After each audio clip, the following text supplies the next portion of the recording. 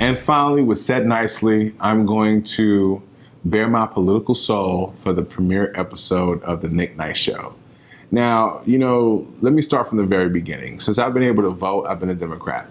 Democrat more so by party allegiance than so much the belief in the principles of the Democratic Party, right? And my parents also were Democrats, especially during the Clinton administration. And for whatever reason, my father had a certain allegiance to Bill Clinton. But it wasn't until he felt as though that Bill Clinton was a part of a group that really didn't care about Haiti — my parents are from Haiti — that he started to realize and started to rethink his position with the Democratic Party.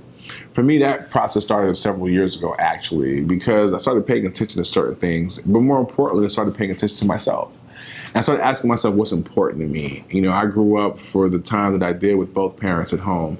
My mother and father worked very, very hard to provide an opportunity for me to be able to go to college. But at the same time, I realized that at the end of the day, it's also about that mentality of taking responsibility for myself.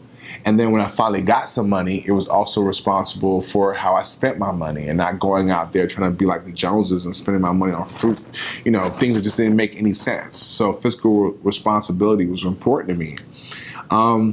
And then as you get older, you start thinking about having a family yourself. You start thinking about investment. You start thinking about building your own empire. And so for a lot of reasons, the principles of conservatism made sense to me. But what didn't make sense to me, though, was the politicians that represented supposedly people who represent these values. So the conundrum that I'm in is that you have a lot of talking heads, right, of the Republican Party who supposedly stand for conservative principles. But truth be told, they just got rhetoric like everybody else. So where am I stuck? Am I supposed to go on the other side just because they're a little nicer to me? Or do I stand in my own principle in regards to what I believe in and then force the leaders of that organization or the people who supposedly believe in what I believe in stand in that principle and not the rhetoric? And so at the end of the day, I know a lot of people look at Black conservative, and I'm not even gonna lie to you, a lot of them people call Uncle Toms. And unfortunately, that whole phrase is a misnomer because Uncle Tom was anything but an Uncle Tom.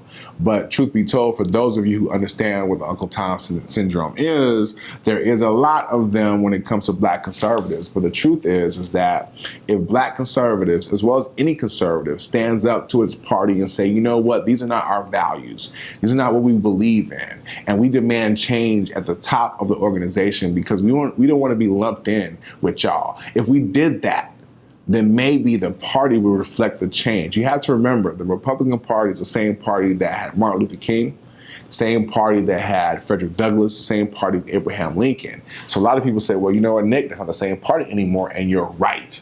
But I'll tell you one thing, though. When I throw my party and nobody's crashing it. So when I do what I do, I'm going to make it do what it do and make everybody else do what it do according to how I make it do what it do instead of the other way around. And to be honest with you, when it comes to politics and what you believe in and your principles and all that, that's the way it should be. Don't bend to other people's wills or don't bend to other people's rhetoric, but bend to your own will, stand in your own principle. I want to thank Lisa Nicole Cloud, my very special guest from Bravo's Married to Medicine, for joining us. I want to thank you all for tuning in. The hottest music videos, the hottest entertainment, and some politics.